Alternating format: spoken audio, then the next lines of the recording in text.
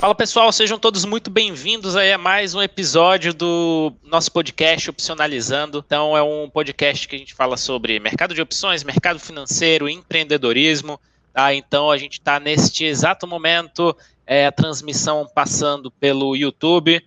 Se você estiver também escutando pelo Spotify, que é possível também, já está disponível nas plataformas, nessas duas plataformas digitais. Então é isso, você que está no YouTube, não se esquece de baixo, se inscreve no canal, deixa seu like, seu joinha, super importante aí para que o conteúdo consiga ganhar cada vez mais relevância e para que esse conteúdo, né, possa atingir cada vez mais pessoas. Eu sou Léo Dutra e hoje eu tenho o prazer aqui de receber a jornalista, apresentadora, âncora, influencer. Então seja muito bem-vinda aí, Fabiana Panachão. Ei, Léo, tudo bem com você? Pô, obrigada pelo convite. Estou muito honrada de estar com você aqui, conversando com a sua audiência e falando sobre investimentos, educação financeira, mercado, que é um tema super importante e relevante para os brasileiros. Cada vez mais. A gente precisa acordar para esse papo e fico muito feliz de estar aqui com você falando sobre isso hoje. Maravilha, muito obrigado aí pelo convite e vamos falar um pouquinho então sobre mercado, né, sobre investimentos, enfim, sobre a situação também do nosso país. Eu queria também saber qual que é a sua visão, suas perspectivas com relação a isso daí. E antes de estar partindo aqui para as perguntas, eu queria perguntar, na verdade, para as perguntas mais técnicas, eu queria saber como é que está sendo a pandemia, se a pandemia mudou muito a sua rotina de trabalho. Como é que está sendo para você aí? Você sabe, Léo, que é impossível, né, a pandemia não ter alterado a nossa forma de viver e de trabalhar, né? Quando a pandemia começou, exatos um ano atrás, eu ainda trabalhava na Band, eu ainda era âncora do Band News TV, e foi muito difícil aquele primeiro impacto, né? E eu acho que a gente não tinha dimensão de que duraria tanto tempo assim, mesmo que em fases diferentes da doença no nosso país. Então, a Covid impactou totalmente a forma como eu trabalho. Eu acredito que ela foi uma mola propulsora para eu, de fato, me desligar da TV, que era algo que, embora eu tenha vivido esse tempo, esses 15 anos em televisão, e eu sou muito grata, já tinha dado meu tempo. E a pandemia, ela acelerou os processos, ela acelerou a digitalização das empresas, acelerou outros processos e acelerou o meu processo interno também. Então, depois que eu saí da TV e no meio da pandemia, foi muito difícil me adaptar ao home office, muito no começo. Eu sempre trabalhei em empresa, né? Nunca tinha o hábito de trabalhar em casa. Com o começo desse ano, a gente já podendo ir para o escritório com todos os cuidados, voltou um pouco aquela sensação de trabalhar fora, que para mim é uma coisa muito boa, e agora estamos em lockdown em São Paulo novamente, né?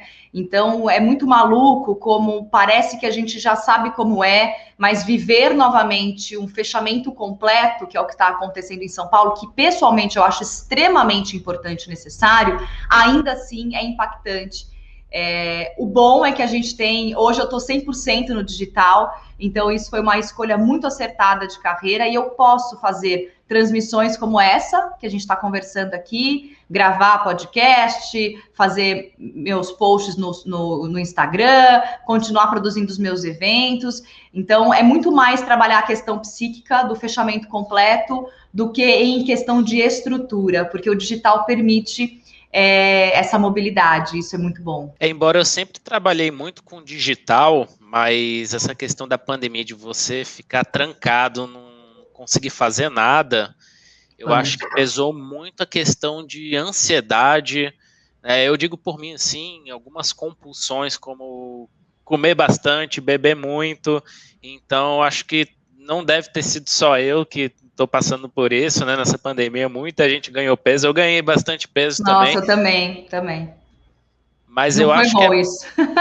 eu acho e essa questão de ansiedade, eu acho que pesa bastante, né? Eu acho que você ter que ficar dentro de casa, eu acho que para o psicológico é muito ruim. E não só isso também, né? A questão de atividade física acabou ficando bem limitada. Então, Isso é uma coisa que eu tô vivendo hoje, especificamente essas semanas. Eu estava falando até para uma colega minha, né? A casa da gente, que embora seja um ambiente agradável, né? Eu gosto de estar na minha casa, ela se tornou ambiente de trabalho, ela se tornou academia, restaurante, lazer e casa. E às vezes isso bagunça muito a nossa cabeça. E essa ansiedade que você está falando, ela é de fato uma realidade. Eu não conheço ninguém que não está ou não esteve ou segue, né, ansioso de alguma forma, em algum nível, em algum grau. A atividade física eu acho extremamente importante, Léo, de ser feita.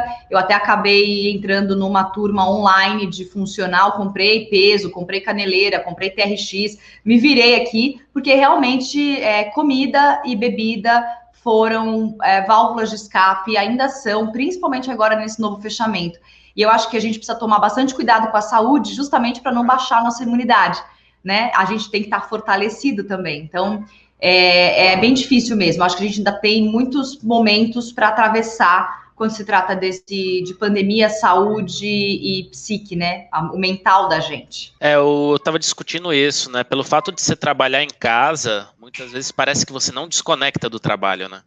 Então, parece que o trabalho está sempre ali à sua disposição, então acho que também isso aumenta um pouco a carga de ansiedade. E com relação à atividade física, comida, eu acho que também pegou muito ali no início da pandemia, porque a gente pensava, né, que ia ser uma coisa rápida, que ia passar, e eles falavam, não vou treinar agora aqui nesse momento, enfim, as coisas foram levando, quando você vê se tá já quase um ano ali sem fazer atividade física, então, para mim pesou bastante, eu estou tentando me adaptar ainda, né, essa situação, né, então está sendo bem puxado. Mas olha, coragem, viu? Coragem, porque a gente nunca sabe quanto tempo vai levar, então se você puder começar e fazer algo em casa, é bom não esperar. Já estou fazendo, já comecei, não estou dando bobeira não. Força, né? E Fabi, você é daqui de São Paulo, né? Como é que você foi parar no mundo do jornalismo? Você é daqui de São Paulo mesmo?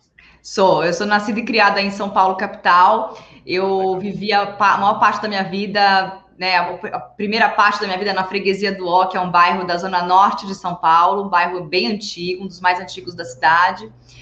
Bom, fui parar no jornalismo porque com 16 anos eu decidi que eu iria seguir essa carreira e eu me dediquei muito, né, a fazer um bom cursinho para entrar numa boa faculdade. Entrei na melhor faculdade de São Paulo, que é a Casper Líbero, e comecei a trabalhar no primeiro ano da faculdade, não parei mais, né? E eu tive o privilégio, um pouco de sorte, um pouco de esforço, sorte, um pouco de privilégio, estar no lugar certo na hora certa, de começar em televisões, né? Então, ainda na faculdade, eu trabalhei na Record e na TV Globo. E logo depois de formada, eu segui nessa linha das mídias. Então, eu continuei na Globo News um tempo, depois fui para a Rádio CBN, depois voltei para a TV Record, na Record News, depois Record Aberta.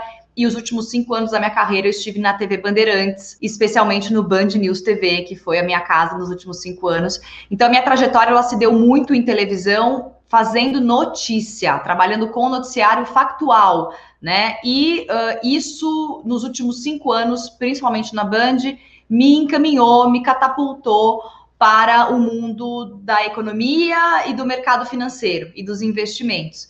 Né? Então, eu acho que não é algo totalmente longe o que eu faço hoje do que eu fazia antes, porque eu continuo sendo apresentadora, conteudista, entrevistadora, mas agora focada num único assunto, né? Num único universo que é imenso, que é um nicho muito grande, né? Mas eu sempre quis ser jornalista, eu nunca pensei em ser outra coisa, e acho que deu certo, porque olha que o que eu falo, menino, o que eu nasci falando, a comunicação verbal, visual para mim sempre foi algo de característica marcante, e eu desenvolvi várias técnicas ao longo do processo profissional de carreira para estar hoje bem confortável nessa cadeira, digamos assim. E apesar do conforto da comunicação, tenho vários desconfortos ligados ao novo momento profissional, porque estou aprendendo muito. Então, é muito louco como a vida da gente muda, os sonhos são vividos, e depois a gente tem outros sonhos, né? A gente acha que vai viver aquele sonho a vida inteira, e de repente os sonhos da gente mudam, né? É muito maluco isso. Eu acho que a gente acaba muito subvalorizando ali o longo prazo e supervalorizando o curto prazo, né? Então, às vezes a gente cria algumas expectativas de futuro que não são nem perto daquilo que a gente realmente conquista, né? Então é bem interessante isso. Adorei isso que você falou, é muito verdade, porque, vamos lá, você tem toda a razão, a nossa vida é hoje, só que a gente projeta coisas para o futuro. Então, eu achava que o meu sonho da vida profissional seria ser âncora de jornal. E foi muito legal, porque eu vivi no curto prazo tudo que eu podia viver para me aprimorar e chegar nessa cadeira. E fui vivendo muitos anos, eu passei 10 anos como âncora, então foi bastante tempo da minha carreira como âncora. Só que, Léo, quando a gente está muito produtivo, vivendo um dia por vez, apostando também no curto prazo, o curto prazo é muito importante para a gente adquirir confiança, se aprimorar, e o foco no longo prazo, às vezes o que a gente projeta é muito legal. Mas o que vem além do que a gente projetou é melhor ainda. Então, é muito legal a gente poder entender que o nosso esforço no curto prazo vai nos levar para um futuro melhor. E, às vezes, melhor do que a gente imaginou no curto prazo. E eu adorei essa analogia, porque isso tem tudo a ver com a nossa postura em relação aos investimentos, porque é um investimento nos nossos sonhos, nos nossos desejos de viver bem daqui a alguns anos. Tem tudo a ver o que você falou. Eu apostei muito no curto prazo, de olho no longo. Agora que o longo chegou, eu estou retomando o curto com um novo foco em novo longo. Você entende isso? Aquele rebalanceamento de carteira, só que eu estou falando da minha carreira, entendeu? Maravilha. Você vai ajustando ali o caminho no curto prazo, né? E o longo prazo é... A gente tem as aspirações, mas as conquistas acabam sendo muito maiores, né? A gente vai colhendo os frutos.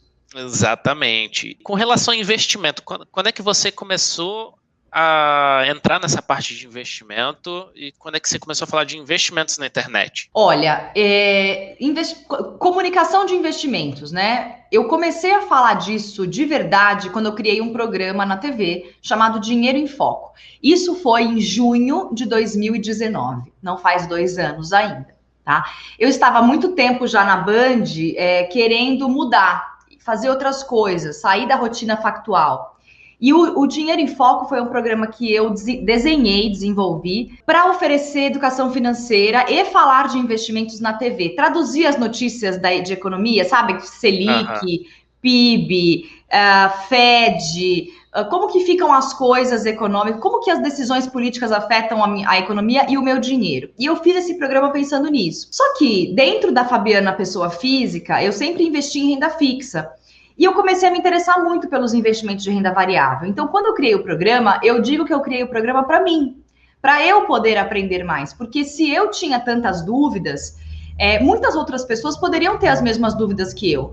E eu tinha nas mãos uma ferramenta muito importante, que é a mídia, né? E eu tinha acesso às fontes certas. Então, eu pude desenvolver vários programas ao longo de 1 ano de Dinheiro em Foco com pessoas incríveis do mercado financeiro que toparam na hora aí no meu programa para falar sobre os assuntos que eu estava querendo desenvolver, desde investimento em renda fixa, mas principalmente investimento em renda variável, em ações, fundos imobiliários, até criptomoeda que surge como uma moeda descentralizada, mas também pode ser vista como uma forma de investir, claro que com altíssimo risco, não estou nem demonizando, nem defendendo, tá? Mas a gente falou de cripto, a gente falou de cenário macroeconômico, a gente falou muito de circuit breaker, na época dos circuit breakers, a gente pôde falar de tudo isso. Então, nessa época de Dinheiro em Foco, foi quando eu comecei, de fato, a abordar pautas com vieses ligados a investimento. E no começo do Dinheiro em Foco, 2 meses, 3 meses depois,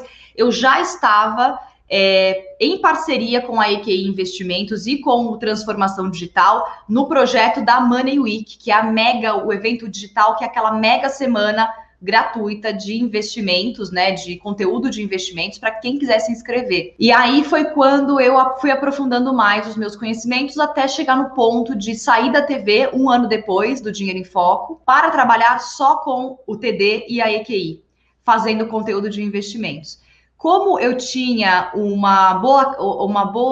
bom cartão de visitas pela televisão e eu fiz muita fonte do mercado financeiro no último ano, especialmente, eu posso dizer que foi um grande presente, porque assim que eu saí da TV, todos os meus entrevistados, as empresas, as fontes, as gestoras continuaram me procurando, continuaram me ligando para fazer live, para participar dos eventos, para estar em projetos comigo. E isso me deu uma força ainda maior, Léo, de credibilidade que eu já tinha como jornalista, mas credibilidade num mercado totalmente novo, né? E sobre investimentos pessoa física, eu passei a investir em bolsa de valores em janeiro de 2020. 6 meses depois do Dinheiro em Foco no ar, 2 meses antes do Circuit Breaker, entende? Poxa, que bacana. Então, você adentrou esse mundo aí de renda variável tem muito tempo, né? Não, mas eu sou uma pessoa, eu tenho um espírito, uma personalidade, para quem, né, enfim, cada um acredita no que quiser, mas eu tenho uma característica muito peculiar. Eu sou muito planejadora, Léo. Eu levo muito tempo estudando. Eu tenho que ter muita certeza. Isso às vezes nem é tão bom, sabe? Mas eu sou uma pessoa que busca garantias. Isso faz parte da minha característica. Ah, mas na renda variável, Fabiana, não existem garantias. Verdade. Então, para eu entrar nesse esquema, que eu sabia que não ia ter escapatória, se eu quisesse fazer meu dinheiro crescer, se multiplicar e receber dividendos, eu ia ter que migrar para a renda variável. Eu precisava ter a garantia interna de que eu dava conta de estar investindo em renda variável. E eu levei 2 anos, 1 ano antes do Dinheiro em Foco e o ano do Dinheiro em Foco, né, ali naquele pedaço, para internalizar que isso aconteceria na minha vida. E eu entrei 2 meses antes da pandemia e quando deu a treta da pandemia, eu estava tão pronta que eu comprei mais. Eu vi 25% da minha carteira sumir e eu comprei mais, porque eu sabia que eu estava fazendo a coisa certa. Então, eu acho que é muito importante o investidor, Léo, ter humildade de se conhecer.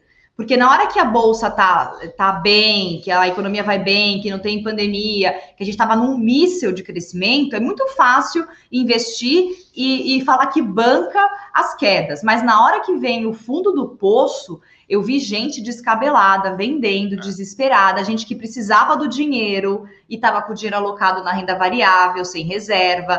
Então, eu acho que é muito importante a gente ter a humildade de saber quem a gente é e o que a gente aguenta e o que a gente não aguenta. E ter também a humildade, Léo, de começar aos poucos. Eu não sou do mercado financeiro, eu não sou analista como você, eu não sou uma especialista, eu sou uma comunicadora. Poderia ser uma médica, poderia ser uma advogada, uma empresária. Eu não sou especialista em investimentos. Por que eu vou botar os 2 pés de uma vez, sem saber qual é a profundidade dessa piscina, desse rio?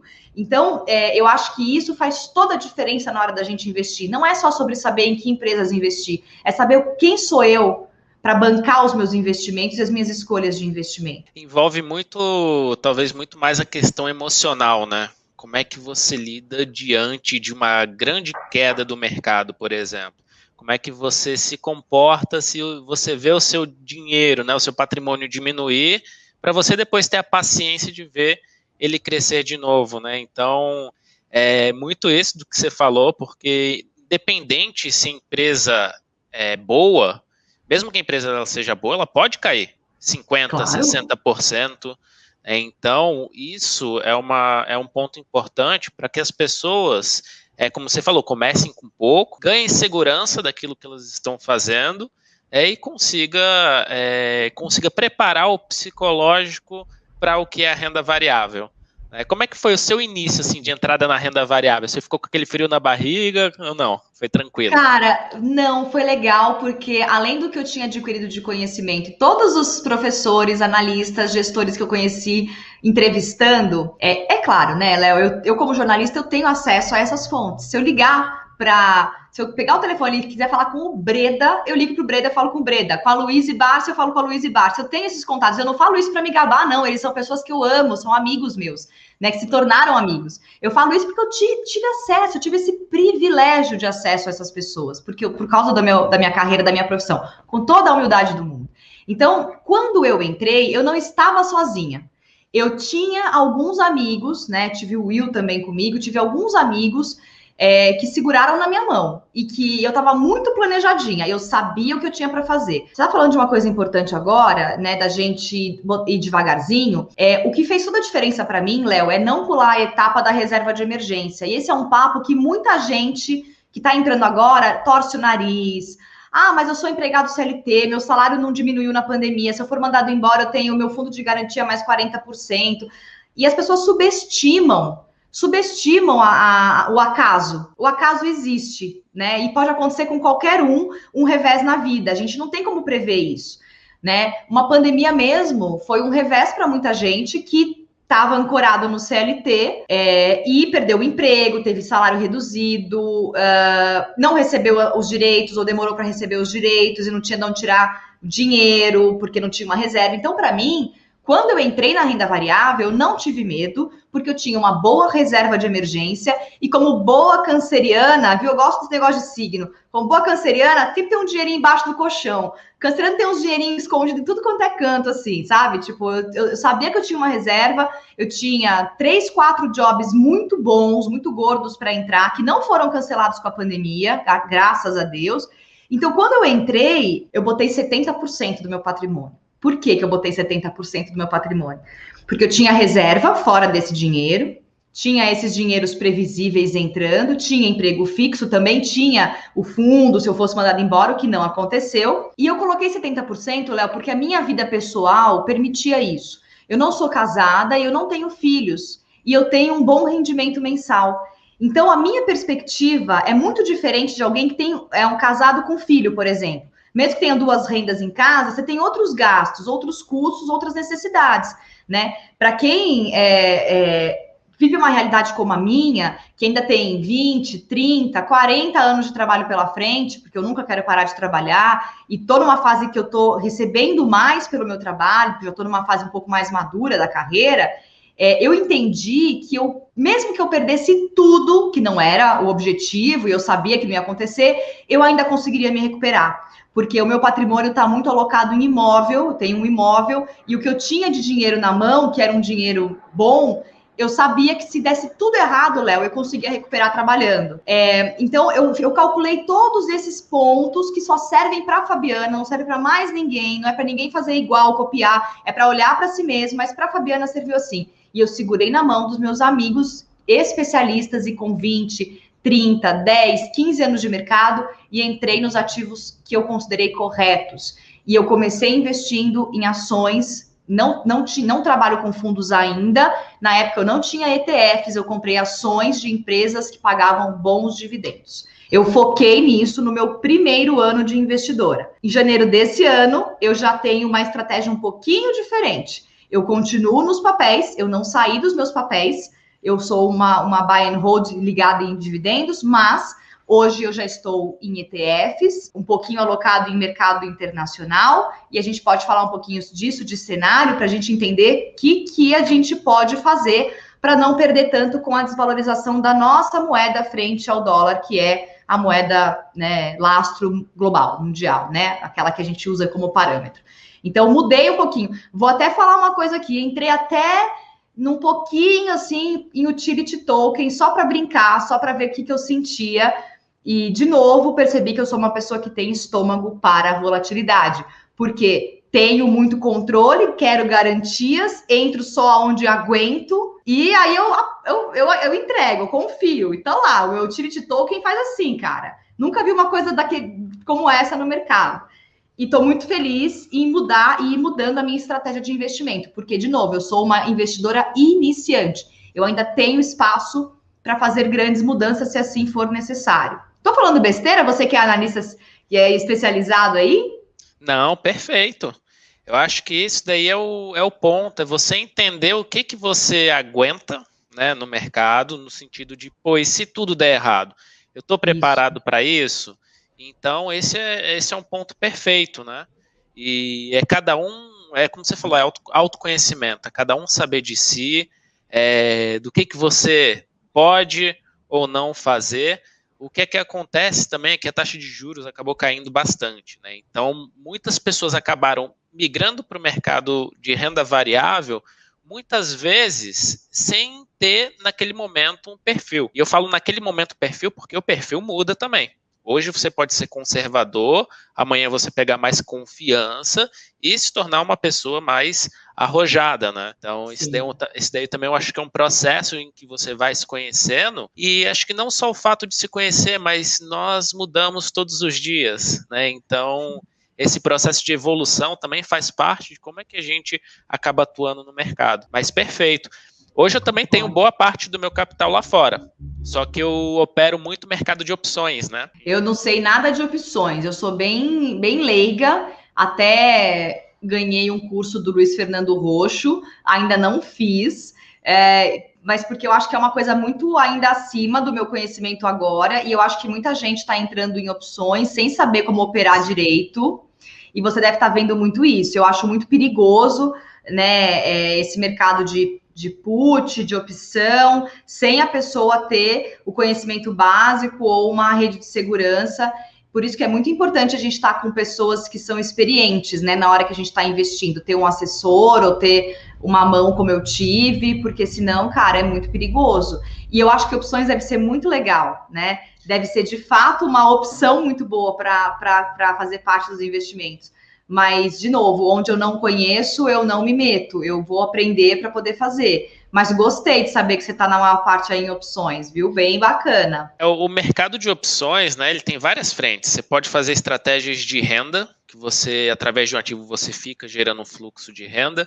Você tem estratégias direcionais, que você pega os movimentos direcionais do mercado, e as de volatilidade, né, que você está se posicionando a grandes movimentações do mercado. Só que não necessariamente para especulação, você pode utilizar para proteção, tanto da sua carteira de investimentos, quanto para uma exposição da sua carteira, para se o mercado vier com uma grande queda, você tem mais caixa, você ganha mais caixa, e aí te dá a possibilidade de aportar mais em ações. Então eu sempre trabalho nessas três frentes, a reserva de emergência, que é fundamental, a reserva de oportunidade, que é onde fica o caixa, que eu fico girando nas opções, aumentando esse meu caixa, que aí quando vem os momentos oportunos, como essas grandes quedas do mercado, é onde eu vou construir a minha carteira de buy and hold. Então, eu vou construindo ela aos pouquinhos, ao longo do tempo, com esse caixa da reserva de oportunidade. Então, meu curto e médio prazo, ele está sendo girado ali nas opções para me gerar mais caixa, me manter protegido e me dar essa capacidade de aporte para o longo prazo. Então, nossa, eu quero aprender isso daí, Leonardo, porque olha, isso aí vai ser muito bom. Imagina,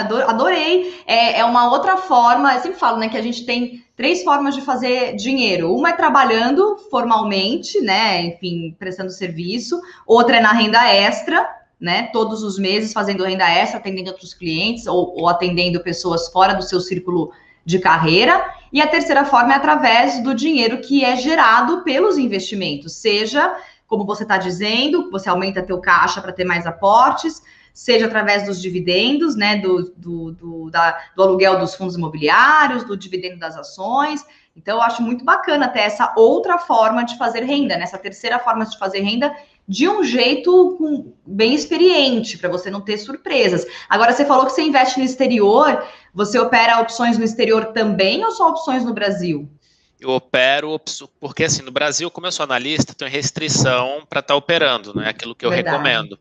Então, no exterior, eu basicamente só opero opções. É onde eu fico girando minha reserva de oportunidade ali. Então, e além de eu ter exposição moeda forte, né, em dólar, eu consigo, através dessas operações de renda recorrente, de mais de curto e médio prazo, conseguir aumentar o meu caixa, principalmente em movimentações de grandes quedas aqui. Porque quando a gente tem uma situação política, uma situação econômica complicada aqui, a nossa moeda se desvaloriza, né? E além disso, eu estou conseguindo rentabilizar esse meu dinheiro que está lá fora. Então, é uma forma que eu adoro fazer e estou sempre operando. Agora, você falou de exposição no exterior. Eu tenho bem pouquinho no exterior, tá? E eu comecei com um ETF. Eu entrei pelo ETF do IVVB11 só para sentir, porque eu achava que eu ia ter mais facilidade com isso. E foi muito legal, eu não me arrependo, continuo entrando em IVVB11.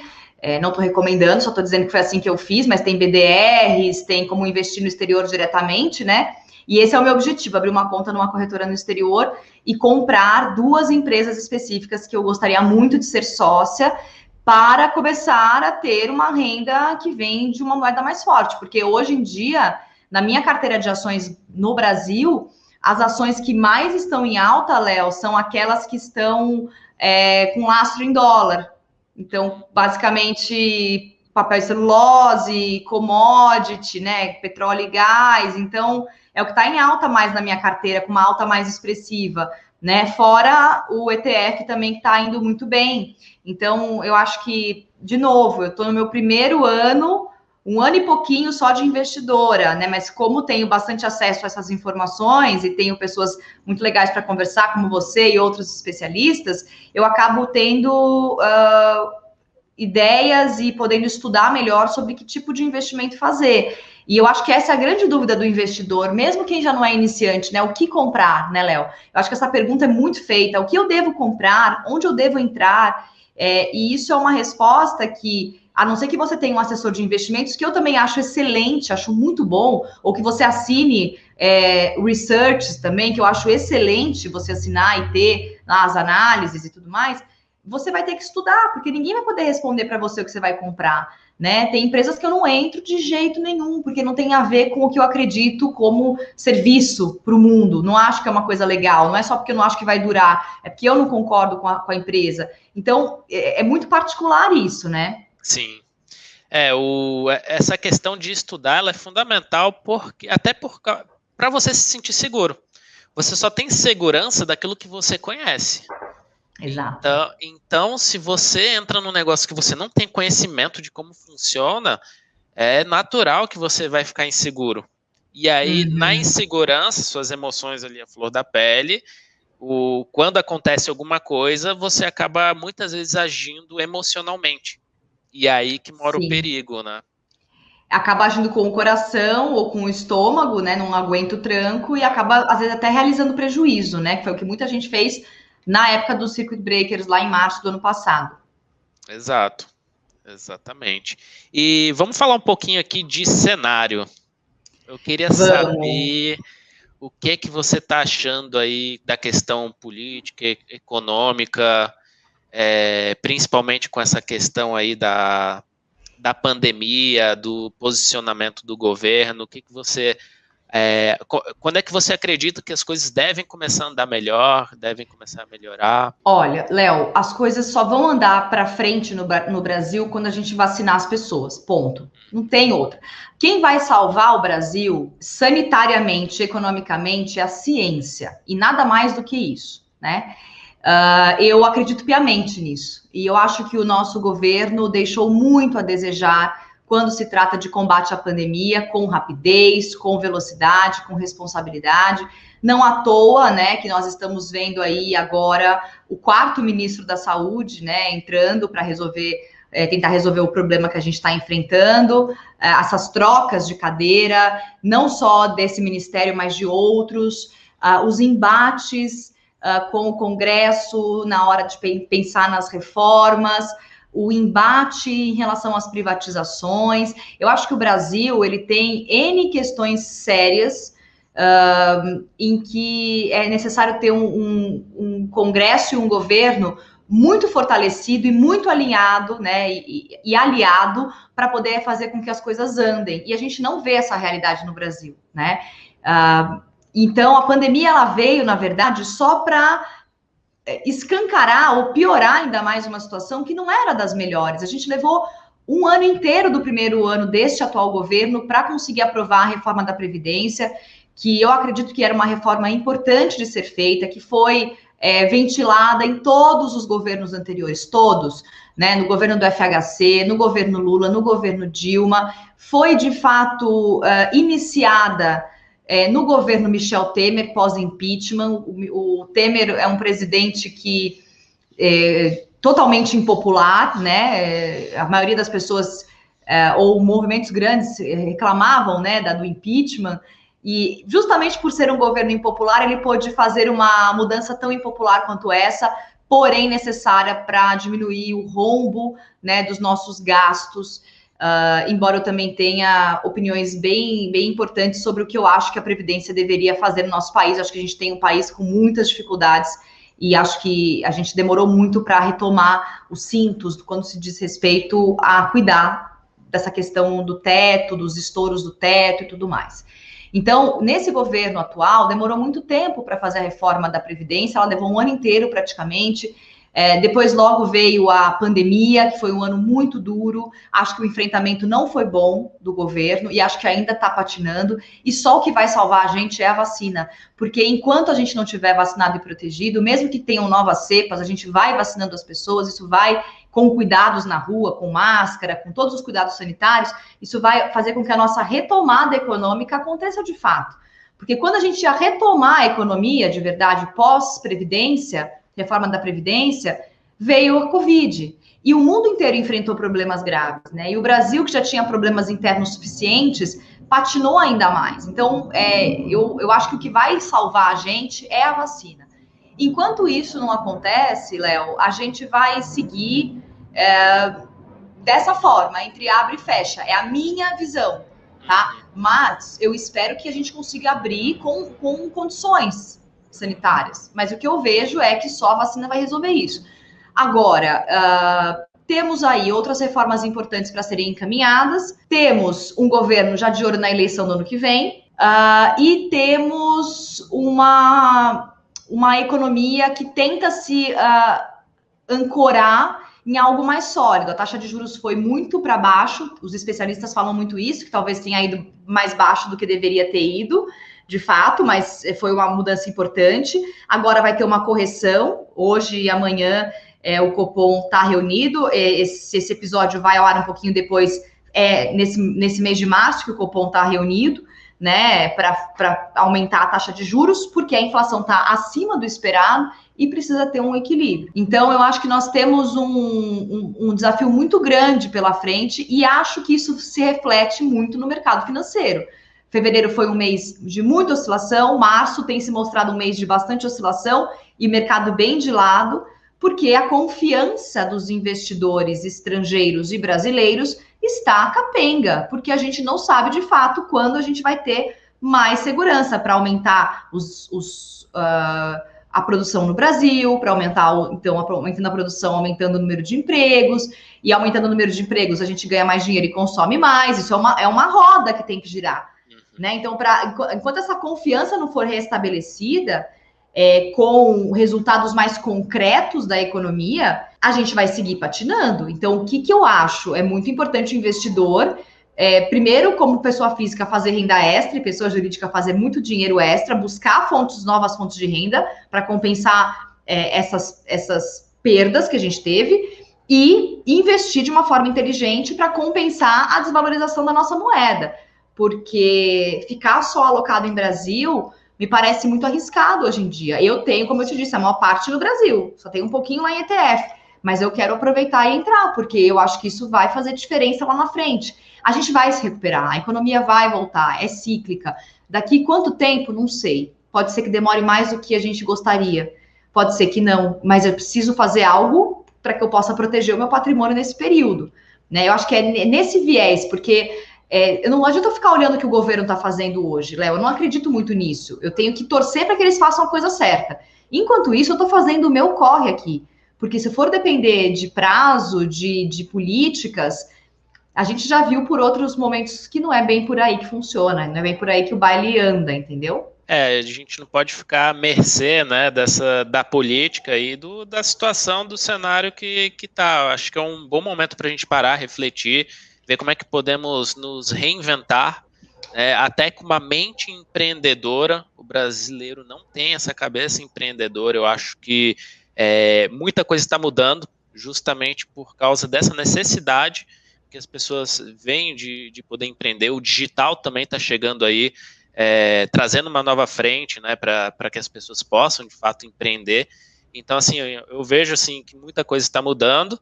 Com relação ao Brasil, né, eu acho que também as coisas só vão andar depois que tiver vacinação. Eu tenho uma pequena impressão que o governo começou a se mover um pouquinho mais para acelerar esse processo de vacinação depois de uma ameaça, né, a candidatura de 2022. Então, me deu essa impressão. Então, concordo plenamente. Mas eu acho que é isso. Eu acho que essa candidatura está ameaçada para 2022, então acho que vai ter uma aceleração desse processo aí. Por isso que eu acho que você está certo quando você diz isso. A gente não vai poder ficar à mercê, embora as decisões políticas e econômicas impactem muito a nossa vida. Então a gente vê a gasolina num patamar absurdo, a gente vê comida no supermercado num patamar absurdo, a inflação batendo na nossa porta, um monte de gente passando necessidade no país, desemprego aumentando vertiginosamente, são mais de 15 milhões de pessoas desempregadas. Então a gente vê situações concretas, afeta a gente. Quem está numa posição de melhor, de poder fazer renda extra e ajudar quem não está tão bem, a também levar essa mensagem e conseguir se proteger, vai balançar menos, Léo, mas vai balançar demais. Até a próxima eleição, com essa volta, né, de uma figura popular tão importante, digamos assim, para a história, não quer dizer que foi boa ou ruim, mas ela tem uma importância histórica no nosso país, isso abala sim. E eu acho que quando a gente percebe que o governo está mais de olho em eleição, em reeleição, do que em políticas públicas de enfrentamento econômico e sanitário, aí que eu acho que mora o perigo. Então, a gente é muito afetado, sim, mas a gente precisa dar um jeito de fazer por onde e tentar se proteger. Dá para ter oportunidades boas no mercado da Bolsa de Valores daqui para frente? Dá. Eu acho que tem muitas oportunidades boas, de verdade, boas empresas descontadas, né? Mesmo sendo só no Brasil, eu não quero ir para o exterior. Legal, no Brasil você pode formar teu patrimônio visando o longo prazo com empresas descontadas hoje, e essas oportunidades vão continuar acontecendo, na minha visão, pelo que eu escuto dos especialistas que eu entrevisto, até a troca do governo, se é que esse governo vai ser trocado, se é que ele não vai ser reeleito, mas até o momento da nova eleição, a gente vai sacudir demais no mercado. Eu acho que ter caixa, reserva de oportunidade, igual você falou, fora a reserva de emergência sempre tinindo, precisei usar a reserva de emergência. Lindão, corre, refaz a reserva, depois você volta para investir, entendeu? Mantenha a reserva de emergência ali, tenha um gordinho de oportunidade e vai metendo pau aí na renda extra, trabalhando, atendendo o cliente. Infelizmente, a gente precisa correr atrás, mais do que talvez nações mais avançadas economicamente do que o Brasil. E eu nunca aprendi a ganhar dinheiro se não fosse trabalhando, Léo. Não sei como é possível. Então, eu faço por onde trazer essa renda para casa, porque eu sei que se eu conseguir investir bem, direcionar bem, eu vou estar um pouco mais tranquila lá na frente. Tenhamos previdência ou não daqui a 30 anos. Eu não vou esperar chegar lá na frente para saber se eu vou ter condição de me sustentar. Eu vou fazer hoje algo que a minha Fabiana do futuro vai agradecer muito daqui a 30 anos. E se eu tiver previdência, melhor ainda. Fazer o que está sob seu controle, né? Então, acho que isso é importante. Esse ponto que você falou é legal, sobre também investimento, mercado financeiro e trabalho, que é uma coisa que eu bato muito na tecla, né? Ninguém vai ficar rico, milionário só com o mercado financeiro. O mercado financeiro é um lugar para remunerar melhor o dinheiro do seu trabalho. O que vai te gerar riqueza é o trabalho. Seja, enfim, trabalhando para uma outra empresa, seja você empreendendo, né? Porque eu sou suspeito para falar sobre empreendedorismo, porque eu adoro isso, né? Então, mas eu acredito muito nisso. E é um negócio que eu falo, cuidado para não ir para o mercado financeiro para estar fazendo apostas, para achar que vai ficar rico do dia para a noite, porque tem que ter muito cuidado com essa visão aí de curtíssimo prazo. Isso daí acaba machucando muitas pessoas que acabam se iludindo com o mercado, né? E causando tantas feridas a ponto de você desacreditar de que investimento em bolsa de valores, em ações, fundos imobiliários, fundos de ações, etc., que é um bom negócio, né? Você, às vezes, dá um passo tão em falso e acredita em falsas promessas que quando você consegue reter o teu dinheiro na mão, você fala, eu não quero mais mexer com isso, não funciona, não é cassino, é aposta, e a gente sabe que não é nada disso, né? Por isso, de novo, que a gente tem que entrar aos poucos e não acreditar em promessas falsas, né? Se alguém te promete rentabilidade, garantia de rentabilidade, X% de rentabilidade numa renda variável, eu acho complicado, entende? As pessoas acreditam que isso existe, e não existe garantia. Mas como eu sei que eu vou vingar no mercado da Bolsa de Valores? Escolhendo boas ações, de boas empresas, com preço descontado, aproveitando as crises para comprar coisa boa, que você sabe que que a empresa vai existir daqui 10, 20 anos. Enfim, eu acho que existem formas, e aí um bom assessor de investimentos, eu sempre falo da turma da EQI, porque eu estou com eles e eu vejo o trabalho que eles fazem lá. Eles realmente montam uma carteira de acordo com a necessidade de cada um. Então, não é demérito nenhum não saber. O problema é você fazer sozinho não sabendo. Então, ou você estuda muito para correr atrás de fazer sozinho, ou você conta com a ajuda da assessoria, porque isso vai fazer diferença também. Até, Léo, para rebalancear a carteira. Porque o pessoal também acha que vai colocar lá, montei minha carteira, tô tranquilão, não preciso mais olhar. E não é isso. A cada 6 meses, 1 ano, às vezes até com menos tempo, dependendo da volatilidade, você precisa olhar para sua carteira e ver se seu objetivo continua sendo atingido no longo prazo, né? Com certeza, até porque um ponto importante é uma boa diversificação. Então, o que a Fabiana fala com relação a rebalanceamento da carteira é você manter uma carteira equilibrada e com uma boa diversificação, né? Então, isso daí é muito importante. É um ponto até legal, Fabi, porque muitas pessoas falam, vou entrar no mercado financeiro, vou ganhar dinheiro para depois diversificar. E eu falo que é errado, né? Que você tem que começar a diversificação desde o início, porque existem 2 formas de você se proteger no mercado. 1, uma boa diversificação. 2, é você comprar boas empresas por bons preços. É a melhor proteção que você pode ter. Sim, exatamente. Porque aí começa a subir, a hora que volta, né, que a gente retoma, a gente percebe que comprar na baixa funcionou muito. Se a gente comprou na baixa no Circuit Breaker no ano passado, e a gente aproveitou a alta do final do ano passado. O ano passado a gente teve a gente foi subindo, a bolsa fechou em alta no ano passado, apesar de todas as quedas. Apesar do índice Bovespa ainda ter a maior parte das suas empresas dentro da cesta com rendimento ainda negativo, as que conseguiram sobreviver, ou né, não sobreviver porque ninguém saiu, mas assim, as que conseguiram se manter aquecidas, carregaram o índice inteiro para cima, e a gente fechou em alta. Então, é aproveitar para comprar nesses momentos de baixa com desconto, porque a hora que começa a subir, você garante, às vezes, o dobro do que você pagou, o triplo, o quádruplo, depende de quanto foi e de que empresa a gente está falando, né? E isso, de fato, para voltar para aquele preço que você pagou, é muito difícil acontecer. Então, são esses saltos que a gente precisa fazer na hora certa. E por isso que eu acho que são 2 coisas importantes, Léo.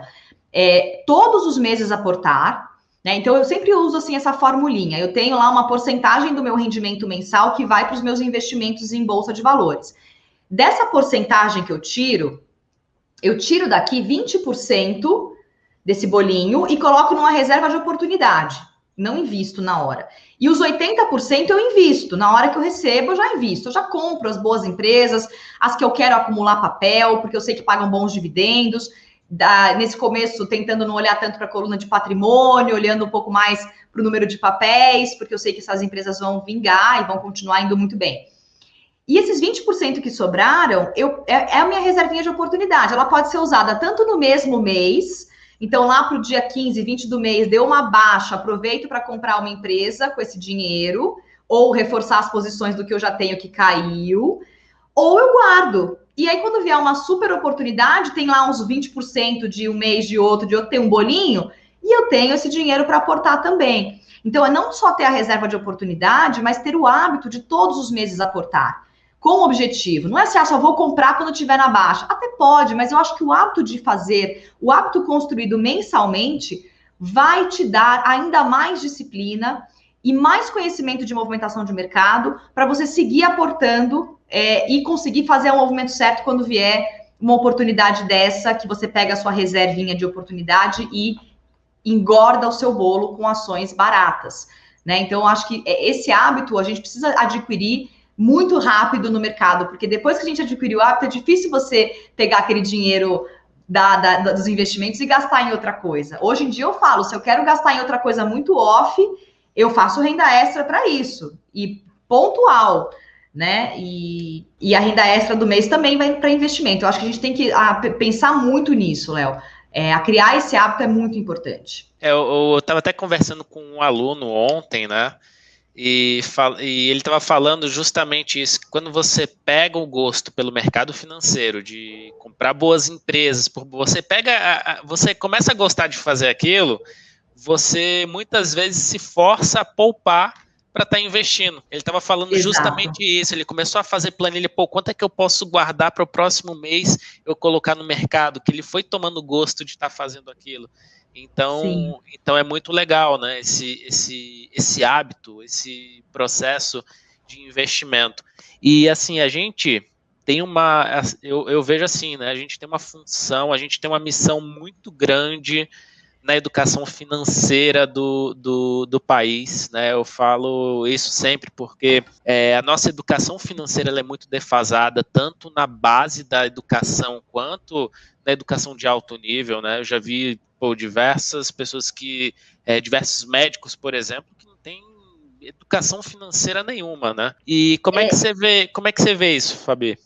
Isso é muito legal, porque a gente vê muitos profissionais liberais, você falou dos médicos, mas médicos, advogados e outros profissionais liberais, são pessoas que têm engenheiros, têm carreiras que, bem geridas, dão muito dinheiro, né?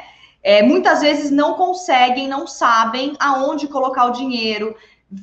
Mas eu ganho bastante, eu ganho muito por mês, tenho uma vida bem confortável, a pessoa gasta tudo. Por quê? Mesmo pessoas ricas, Léo, pessoas ricas de berço. Vamos falar de pessoas que trabalharam e enriqueceram, vai. Essas também, mas pessoas ricas de berço, muitas vezes, não sabem cuidar do próprio dinheiro. Então, você, por exemplo, nasceu numa família rica, é um jovem, foi para a faculdade, você não sabe a diferença de tesouro direto para CDB e para ação, porque a sua família sempre delegou para um banco, provavelmente um banco private, né? Aquela coisa, um banco que cuida de grandes fortunas, e você nunca precisou se preocupar com isso, ou porque você não é de uma família rica e sempre precisou trabalhar para sustentar a sua família e se adaptou ao modelo brasileiro de fazer financiamento para tudo e mais um pouco, né?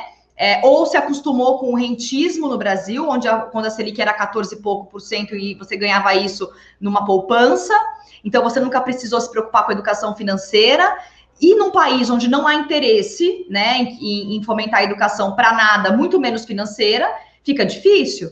Então eu acho que nesse momento o papel das pessoas como você, como eu, cada um no seu quadrado de conhecimento, levar informações sobre educação financeira é transformador de fato, porque educação financeira transforma a nossa vida. Quando a gente tem controle de quanto a gente ganha e de quanto a gente gasta, que é uma conta simples, ganho X, tenho que gastar menos de X. Se eu gasto mais de X, eu estou encrencada, né? E às vezes nem isso, Léo, às vezes nem isso entra no radar. Então, levar esse tipo de informação é muito importante. Se responsabilizar pelas próprias finanças é muito importante. É igual cuidar da saúde. A gente falou lá no começo, a gente engordou, não malha, não sei o quê. Cara, é tua saúde. Você vai baixar teu sistema imunológico. Finanças é igual. Por que eu cuido do meu corpo físico, né, me alimentando bem, fazendo ginástica? Por que eu me preocupo em ter segurança onde eu vou morar e não me preocupo em cuidar do meu dinheiro? Por que eu acho que isso é algo que alguém tem que fazer para mim 100%? Por mais que eu tenha um assessor de investimentos, eu tenho que acompanhar meu assessor. Eu tenho que questionar meu assessor, eu tenho que levar para ele os meus objetivos para aquele dinheiro, né? Eu acho que dinheiro ainda é um assunto tabu. Eu acho que no Brasil a gente tem um mal enraizado desde que o Brasil existe, que chama-se corrupção, onde as pessoas não acreditam que ganhar dinheiro de forma lícita é possível trabalhando. Então, a gente tem muitas barreiras para derrubar, muitas crenças limitantes em relação ao dinheiro. E eu acho que depois que a gente vira adulto, Léo, se a gente não teve isso na nossa casa, porque a maioria da gente não teve, e não estou culpando nossos pais, é uma questão social e cultural, quando a gente vira adulto, a gente tem que se responsabilizar por isso. Da minha saúde, cuido eu. Meus pais não vão poder cuidar me pegar pela mão e me fazer exercício. Meu parceiro, os filhos, né? Não existe isso, é minha responsa. Então, o dinheiro também. Então, como adulta, eu preciso me responsabilizar por isso. E eu vou te falar, para todo mundo é igual, mas para a mulher, principalmente, é muito importante ter liberdade financeira. Porque nós já temos uma defasagem salarial real, a questão de gênero é importante no mercado de trabalho, sim. Muitas vezes as mulheres ficam em relacionamentos ruins porque elas não têm condição de bancar a própria vida ou tem medo em relação aos filhos, em como sustentar os filhos. Então, é muito importante a gente se responsabilizar por isso, porque dinheiro bem ganho e bem aplicado é liberdade. E se tem algo que eu sempre busquei desde muito menina, foi ter a minha liberdade. E eu posso te dizer que depois que eu aprendi a cuidar do meu dinheiro, eu me sinto mais segura, mais confortável, mais feliz e mais fortalecida frente às adversidades. Porque eu sei que eu tenho um colchão de segurança e que isso só depende de mim construir, né? Então, por isso que eu acho importante levar essa mensagem para quem está acompanhando a gente, cuidar e olhar para o nosso dinheiro com respeito para poder transformar de verdade a nossa vida, Léo. Ah, que legal. E assim, no mercado financeiro, a gente vê muito mais o gênero masculino que o feminino. E o que você acha que falta para... É muito legal ver você como educadora financeira, né? Porque assim, é um mundo que há pouco tempo atrás só tinha homem praticamente, né? E a gente vê as mulheres tomando espaço cada vez mais em tudo, né, tanto começando a empreender mais, tanto quanto começando a investir mais. Então é muito legal isso. E eu queria saber de você, o que falta para as mulheres começarem a investir mais? O que você acha? Eu acho que falta conhecer mais sobre o mercado da Bolsa de Valores. Eu acho que ter interesse por esses assuntos de finanças, ele não é um interesse de um gênero, né? Não deve ser um interesse por gênero, é interesse de todos. Né? Eu acho que a mulher, hoje em dia, graças, né, à nossa evolução e às lutas, está mais bem posicionada, está mais esperta, está mais segura de poder buscar os objetivos. Então, é muito comum, Léo, é cultural, se a gente for pegar nos anos anteriores, né, anos 40, anos 30, anos 50, as mulheres sempre foram muito vistas socialmente como consumidoras, e não como geradoras de riqueza e poupadoras. Então, os homens trabalhavam e traziam dinheiro para casa, a mulher pegava o dinheiro e comprava alimentos, itens de higiene, de limpeza, né, roupas, vestuário para as crianças. A mulher administrava o dinheiro para o consumo da família. Quando a mulher vai para o mercado de trabalho e passa a ganhar o próprio dinheiro, muitas vezes, durante muito tempo ainda, e até hoje acontece, muitas mulheres ainda delegam essa questão financeira para os maridos, para os namorados, para os tios, os irmãos. É muito louco isso, assim. A gente vê muitas... quando a gente conversa com as pessoas, muitas mulheres ainda deixam que os homens cuidem do patrimônio. Mesmo que seja um casal, por exemplo, que tem objetivos em comum, casaram por comunhão parcial de bens ou total de bens, ainda assim, eu sou uma pessoa, o parceiro é outra, né? Como que eu posso não ter nenhuma noção do que o dinheiro que eu estou produzindo, a riqueza que eu produzo, vai para um lugar que eu não sei aonde está sendo colocado? E se eu não concordo com isso? E se eu não quero assumir tanto risco? E se eu quero assumir mais risco? Entende? Então, eu acho que o que falta é a mulher se interessar por esse assunto, porque a mulher, a mulher é muito maravilhosa. Uma mulher decidida, que sabe o que quer, que coloca a energia dela, ela faz mais, porque também culturalmente nós fomos educadas a atender várias frentes, né? Os homens são tão capazes quanto, mas eles não tiveram a mesma cultura e educação, infelizmente. Eu espero que isso mude, né? Então, a mulher, ela tem dupla, tripla jornada, sim. Isso não é mimimi, isso não é papinho, isso é real, né? A mulher chega em casa, ela cozinha, ela limpa, ela cuida das crianças, ela tem todo um aparato por trás. Então, a mulher, eu acho que ela é mais focada, ela é mais... ela estuda mais, então toma decisões mais com o pé no chão. E é muito bom ter os homens ao lado, porque eles são arrojados, porque eles trazem muitas ideias criativas também. Eu acho que essa junção é maravilhosa. Então, ter mais mulheres no mercado financeiro hoje, como analistas, gestoras, diretoras, é muito importante, porque a mulher tem uma força de foco, na minha visão, de determinação muito grande, muito especial. E é muito bom ver mulheres investindo. Olha, eu vou te falar, Léo, eu tenho poucas amigas, poucas. Eu acho que eu conto nos dedos de uma única mão com quem eu falo sobre investimentos. Fora a mulherada do mercado financeiro, amigas do meu círculo, com quem eu falo, olha, você viu que a bolsa deu tanto hoje? O que você viu? Você gosta dessa empresa? Você tem isso na sua carteira? Acho que nos dedos de uma mão eu não encho uma mão inteira.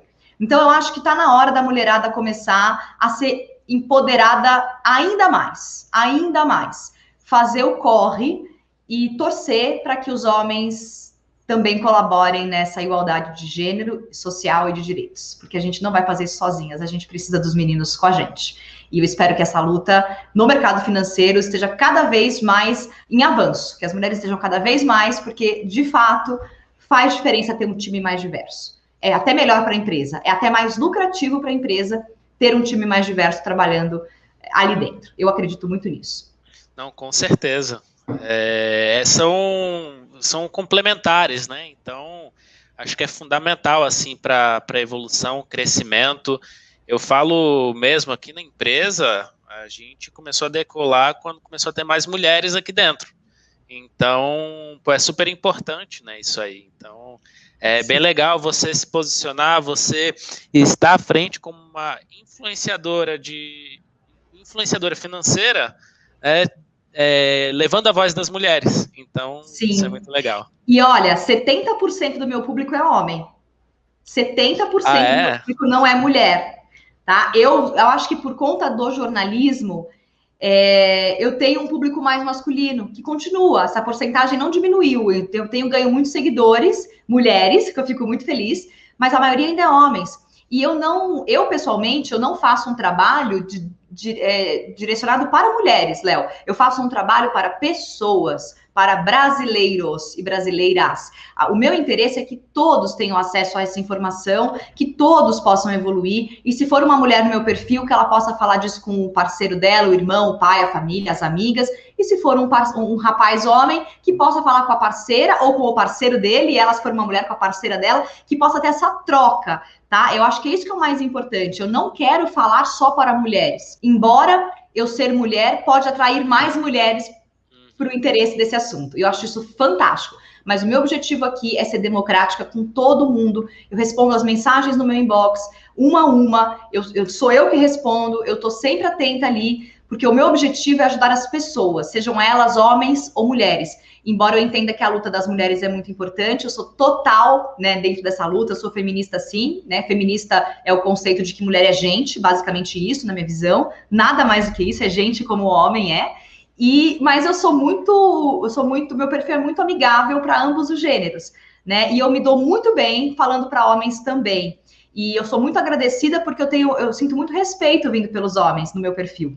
Muito respeito. Então, eu acho que é nessa linha, a gente poder trabalhar levando conhecimento e aprendendo junto também. Porque eu também estou aprendendo nessa jornada, Léo. Eu não estou sozinha de um lugar acima. Eu já caminhei um pouco mais que algumas pessoas, talvez. E o que eu puder ajudar, eu estou aqui. Continuo aprendendo todos os dias, com homens e com mulheres no mercado. Bacana, eu falo isso também, né? Eu estou aprendendo todos os dias eu estou estudando, aprendendo uma coisa nova. A única diferença é que talvez tenha caminhado um pouquinho mais, tem um pouquinho mais de experiência que outras pessoas, mas estamos todos no mesmo barco, no sentido de estar evoluindo, de estar aprendendo sempre, né? Então, acho que essa humildade de estar aberto a novas ideias, a novos conhecimentos, ela é fundamental para o nosso processo de evolução. Então, exatamente. Eu acredito muito nisso. Muito bacana, muito bacana. Fabi, a gente está caminhando aqui para o final do podcast. Eu queria saber o que você tem de projeto em andamento, se você gostaria de falar alguma coisa, fica à vontade, por favor. Muito legal essa oportunidade, Léo, de falar com a tua audiência. Bom, o que eu tenho em andamento são os eventos nesse ano, eventos ligados a conteúdo de investimentos. Então, são eventos 100% gratuitos e online, que são feitos através da nossa plataforma. Todos os eventos são divulgados no meu perfil do Instagram. Então, para quem já conhece a Money Week, temos um perfil lá, @MoneyWeekOficial. Teremos 2 Money Week esse ano, em maio e em outubro. Agora, no mês de abril, eu sou âncora de um novo evento, um novo formato, um evento sobre fundos imobiliários, só sobre isso, 3 dias para falar sobre fundos imobiliários. Vai ser o nosso FII Summit, dias 13, 14 e 15 de abril. Ainda vão sair as inscrições, novamente, de forma gratuita. Mas o que eu encontro lá, Fabiana? Entrevistas com gestores de fundos, pessoas falando de macroeconomia, de cenário macroeconômico voltado para investimento ligado a imóveis, Vamos ter palestras inspiradoras para ajudar o pessoal a começar a investir. Vamos ter palestras e debates sobre como montar uma carteira, como viver de renda com fundos imobiliários. Então, esse é um dos eventos, além da Money Week, além de um evento de ações esse ano, fora os conteúdos que eu produzo no meu Instagram. Lá tenho lives. Toda semana tenho 2, 3 lives por semana com especialistas do mercado, tanto para falar de assuntos específicos. Lá já falei de criptomoeda, de ações, de fundos imobiliários, de cenário macroeconômico, já falamos sobre certificação para quem quer trabalhar no mercado financeiro. É só entrar no meu Instagram, @FabianaPanachão. Lá tem todas as lives salvas. Então lá também tem posts, conteúdos. E também, eventualmente, eu gravo vídeos para o YouTube lá do portal Eu Quero Investir, da EQI Investimentos, também entrevistando pessoas falando sobre investimentos. E tem curso meu também, logo chegando por aí, um curso para investidores iniciantes, que eu ainda vou lançar, mas que vai ajudar muita gente que quer começar. Então, sempre me encontrem pelo @FabianaPanachão, eu respondo as mensagens, e quem puder me seguir por lá, vou ficar muito feliz também. É isso, Léo. Bacana, pessoal, segue lá. Muito bom aí o conteúdo da Fabiana. Fabiana, adorei aí bater um papo com você. Muito obrigado por aceitar o convite. Muito legal esse nosso bate-papo. Imagina, eu que agradeço. Você é um querido, seu canal é super bacana, tem muito conteúdo legal por lá. Então, assim, eu te desejo muito sucesso, que você siga também, porque você é um agente transformador. E esse é um legado que daqui a alguns bons anos a gente vai olhar para trás e vai falar, pô, que legal que a gente fez parte desse movimento no país. E eu tenho muito orgulho de pessoas como você, que desenvolvem esse trabalho, como os outros colegas todos aí no mercado, e como eu também, que estou ralando para levar informação de qualidade. Obrigada mais uma vez. Poxa, muito bacana. E aí fica um desafio para você agora, viu? Você vai ter que aprender agora o mercado de opções. Nossa, olha, eu vou falar, eu estou desafiada no mercado de opções e no trade, tá? No day trade, que até isso já ganhei curso para aprender, que eu não sei mexer em nada disso, mas eu vou avançar e eu vou com certeza entrar em contato com você quando eu tiver dúvida sobre isso, porque você vai me ajudar. Agora você ganhou uma jornalista pentelha aí para ficar te mandando mensagem, porque jornalista é isso, a gente pentelha, vai atrás da fonte até conseguir a informação. Tá registrado aqui. Poxa, maravilha, fica à vontade. Pessoal, muito obrigado a todos pela companhia, pela participação, tá? Se você não está inscrito no canal, clica aqui embaixo, se inscreve, clica no sininho e deixa o seu like aí no vídeo se tiver gostado, deixa nos comentários as dúvidas também. E nos vemos no próximo Opcionalizando. Um grande abraço a todos. Tchau, tchau.